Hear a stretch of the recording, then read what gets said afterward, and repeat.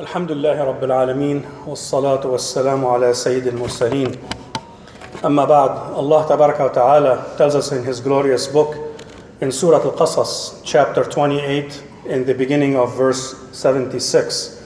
بعد أعوذ بالله من الشيطان الرجيم بسم الله الرحمن الرحيم إن قارون كان من قوم موسى فبغى عليهم.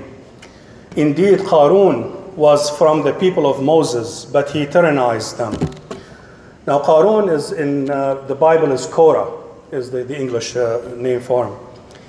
And the story appears in Surah Al-Qasas after, the Surah Al-Qasas talks about two separate stories from the life of Sayyidina Musa, talking about Fir'aun, and the second story was about Qarun.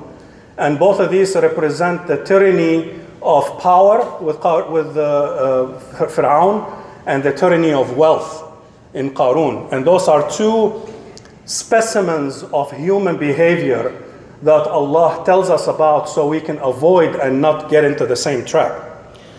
Now, when Allah Tabaraka wa Ta'ala sends provisions and sends, from this life in abundance, not everybody can handle it. Some people are only, good if they have just enough to live. You give them a little bit more, they get in trouble. So Allah Tabaraka wa Ta'ala is wise. He knows how much you need. He gives you enough for what you need. So the story here is this person, Qarun, he amassed such a great fortune that it took him to the dark side. And Allah says, Inna Qaruna kana min qawmi Musa. He was from Musa's inner circle. Some say he was his cousin. So Allah didn't say he was from Bani Israel. He said from Qawmi Musa. That means he was very close to Sayyidina Musa alayhi salam. And the word kana, he was. He was at one point and then he left them and turned on him. He sold his faith and his people for wealth. So Allah Tabaraka wa Ta'ala did not give us the value of how much wealth he had. He gave us an idea of the magnitude. He said, وَآتَيْنَاهُ مِنَ الْكُنُوزِ مَا إِنَّ مَفَاتِحَهُ لَتَنُوءُ بِالْعِصْبَةِ أُولِي الْقُوَّةِ. And we gave him of treasures whose keys would burden a band of strong men. The keys to his wealth, and his wealth could be just, cash and money and houses. And there's so much. Allah gave him kunuz, treasures. It's, not just money. And the storage of the keys to all his storage of his wealth. And usba is 7 to 10 to even 30. If 30 men would carry just the keys to his wealth, they would have a hard time. So he gave us an idea of how much wealth this person amassed. So Qarun got more and more successful, but he fell in 5 stages. The first stage is Allah tells us, فَبَغَى عَلَيْهِمْ. He tyrannized them. He became a tyrant over his people. So when his wealth started multiplying, he got richer and greedier. He got greedy. He looked down on his people. And bagha, tyranny, is worse than oppression. Oppression is dhalama. Bagha is worse. Bagha is to have, to get pleasure from hurting others. It's not just you're hurting others, you're getting pleasure out of it. So that's how greedy and nasty this person became. Bagha alayhim. So, and then the second stage was arrogance and self-admiration. إِذْ قَالَ لَهُ قَوْمُهُ لَا تَفْرَحْ إِنَّ اللَّهَ لَا يُحِبُّ الْفَرِحِينَ. His people told him, do not exalt. Indeed, Allah does not like the exultant. And being farih is not happy, but it's happy with this world to the point that you can fly. You feel like you're going to fly. So he only cared about this life. He didn't care about anything else. And his people said, that's not what you're supposed to do. So he looked down on his people as they were backward and they didn't have wealth, as if wealth makes you a human being. Wealth is in the soul, in the behavior, in the manners, not in how much Your value is, that's what your value is, not how much you have in your bank account. But for people that are consumed with this life and chasing it, that's in their mind, that's what is of value. وابتغ فيما آتاك الله الدار الآخرة ولا تنس نصيبك من الدنيا وأحسن كما أحسن الله إليك ولا تبغي الفساد في الأرض إن الله لا يحب المفسدين. But seek through that which Allah has given you the home of the hereafter. Put your wealth into good use to get the hereafter, not just this life. And yet, do not forget about your share of the world. And do good as Allah has done good to you, and desire not corruption in the land. Indeed, Allah does not like the corruptors. So the next step after belittling his people, and because some people are like that, when they have a little bit of money, they look down on everybody else. I'm the adult in the room and you guys don't know anything. You need to listen to me, because they think their wealth makes them better than everybody else. I mean, that's how wealth corrupts. And then the third stage was corruption. When his people were telling him, do not cause corruption on earth. That means he reached that stage and he was causing corruption in the land. And we'll talk about that, inshallah, next week.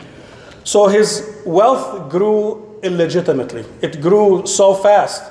And we see that. I mean, people now, they put liquor in their restaurant to get more money. Or they build an entertainment center with gambling so they can get more money. That's what corruption is. You're corrupting people to get money, to get more, to get richer and richer through these illegitimate, methods. The fourth stage is shirk. قال إنما أوتيته على علم عندي. He said, I was only given it because of knowledge I have, because I was smart, because I'm better than all of you. Because, that's how people think. Just because you have a degree doesn't make you better than other people. Just because you have, this and that, you forget who gave it to you. Allah Tabaraka wa Ta'ala is the one who gave it to you, not your knowledge.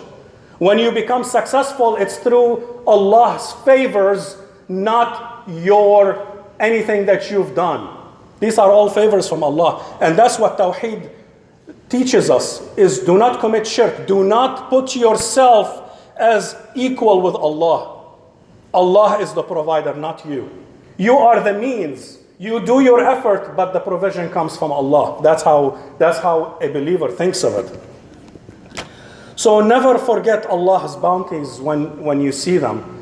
And worse yet, don't use them in His disobedience. That's even worse, because you're not thanking the bounties. You're abusing them. And then the last stage that he reached was treason. In order to protect his wealth, he allied himself with Pharaoh, to protect his wealth. He turned against his people, his faith, and everything that's sacred to him in order to protect that faith, that wealth. Because if you read in Surah Al-Qasas about the story, he went out in a big parade. Pharaoh did not allow the children of Israel to exhibit any type of wealth or anything. He took all of it. So the fact that this person was out in the open, flaunting his riches and doing a big parade and wearing the best clothes and things like that, he had an agreement with Pharaoh that I will help you against Musa and the children of Israel, if you protect my wealth. And that's how some people do. They commit treason to protect what they have. So the story of Qarun is both for people who are wealthy. Don't behave like him. Be thankful. Employ it for the good of mankind, and seek the hereafter. And the story also for the poor people. Don't wish to be like that person, because that person Allah destroyed. When he reached that level of insolence, Allah Tabaraka wa Ta'ala caused the ground to sink and swallow him, and all of his wealth, his homes, his wealth, everything disappeared. That was his punishment for being arrogant and being insolent and being a tyrant. So the lesson, the people that were saying, oh, I wish I had I wish I had Bill Gates' money. I wish I had this person's money. Don't wish that. Because the people who wished to be like Qarun, when he was in his splendor and parading, as soon as the ground swallowed him, he said, thank God we weren't like him. That's the lesson for people who don't have a lot. Be thankful. Allah knows what's good for you. Allah knows if you try, you work hard, you try to better yourself. But no matter what you're doing, you cannot break that ceiling, be thankful, because Allah is protecting you like you would protect your child from a bad outcome if he eats this or that, or if he does this or that. So the moral of the story always appears in the verse that follows the story. And this appears in verse 83 in Surah Al-Qasas. تلك الدار الآخرة نجعلها للذين لا يريدون علوا في الأرض ولا فسادا والعاقبة للمتقين. The home of the hereafter we assign to those who do not desire exaltedness upon the earth or corruption, and the best outcome is for the righteous. Whatever you have in this life, you leave it when you leave this world. You don't take anything with you. Nobody has ever taken anything with them. What you take is the deeds, what you put forward, the good deeds that you've done, that's what you take with you, because it's waiting for you in the hereafter. So the good end belongs to the righteous who have these two qualities. No exaltedness or arrogance, they're humble, they're thankful, and no corruption and ill-gotten income.